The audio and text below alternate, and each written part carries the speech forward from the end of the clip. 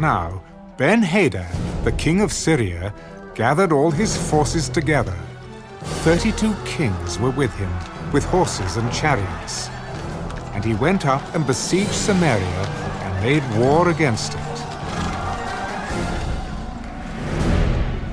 Then he sent messengers into the city to Ahab, king of Israel, and said to him, Thus says Ben-Hadad,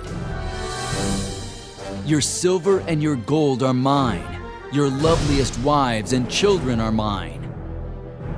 And the king of Israel answered, My lord, O king, just as you say. I and all that I have are yours.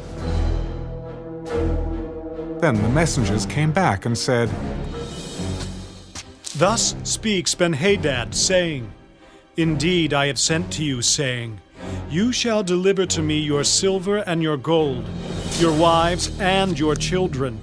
But I will send my servants to you tomorrow about this time, and they shall search your house and the houses of your servants, and it shall be that whatever is pleasant in your eyes, they will put in their hands and take it. So the king of Israel called all the elders of the land. Notice, please, and see how this man seeks trouble. For he sent to me for my wives, my children, my silver, and my gold, and I did not deny him. And all the elders and all the people said to him, Do not listen or consent. Therefore he said to the messengers of Ben-Hadad, Tell my lord the king, all that you sent for to your servant the first time I will do, but this thing I cannot do. And the messengers departed and brought back word to him. Then Ben-Hadad sent to him and said, The gods do so to me, and more also. If enough dust is left of Samaria for a handful for each of the people who follow me. Tell him, let not the one who puts on his armor boast, like the one who takes it off. And it happened when Ben-Hadad heard this message, that he and the kings were drinking at the command posts, that he said to his servants, Get ready. And they got ready to attack the city. Suddenly, a prophet approached Ahab, king of Israel. Thus says the Lord, Have you seen all this great multitude?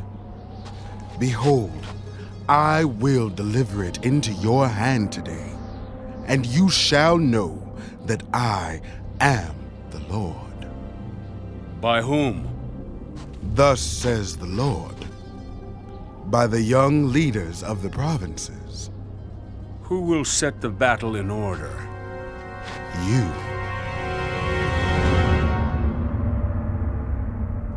Then he mustered the young leaders of the provinces, and there were 232. And after them he mustered all the people, all the children of Israel, 7,000. So they went out at noon. Meanwhile, Ben-Hadad and the 32 kings helping him were getting drunk at the command post. The young leaders of the provinces went out first, and Ben-Hadad sent out a patrol, and they told him, Men are coming out of Samaria. If they have come out for peace, take them alive. And if they have come out for war, take them alive. Then these young leaders of the provinces went out of the city with the army which followed them, and each one killed his man. So the Syrians fled, and Israel pursued them, and Ben-Hadad, the king of Syria, escaped on a horse with the cavalry.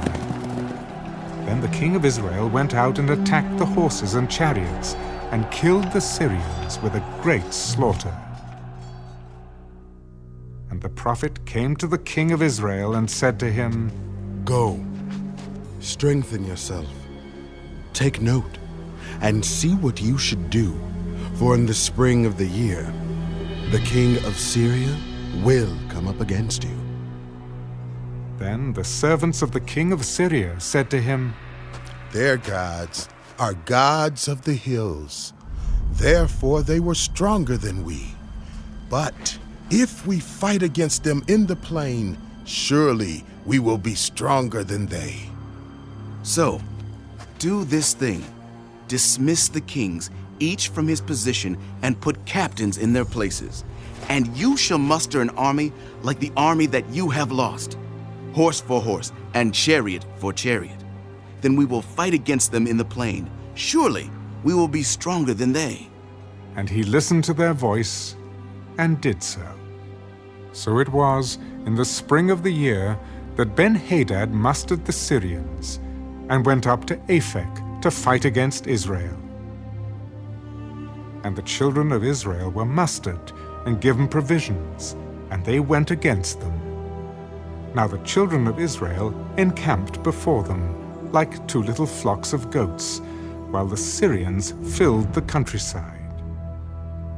Then a man of God came and spoke to the king of Israel. Thus says the Lord, because the Syrians have said, "The Lord is God of the hills, but he is not God of the valleys." Therefore, I will deliver all this great multitude into your hand, and you shall know that I am the Lord. And they encamped opposite each other for 7 days.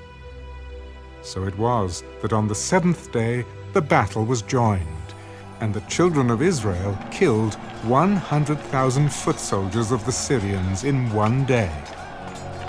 But the rest fled to Aphek into the city.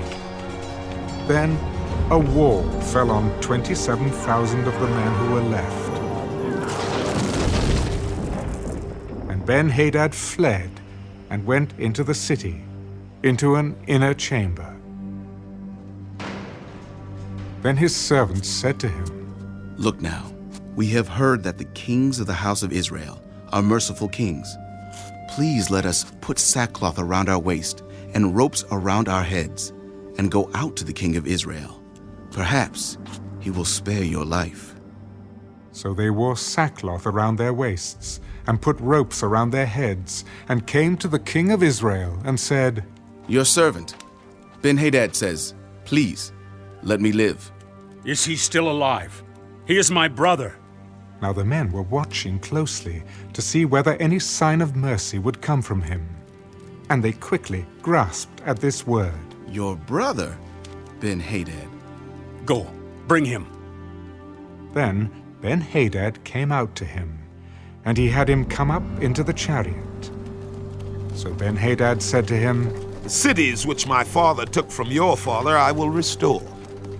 And you may set up marketplaces for yourself in Damascus, as my father did in Samaria. I will send you away with this treaty. So he made a treaty with him and sent him away.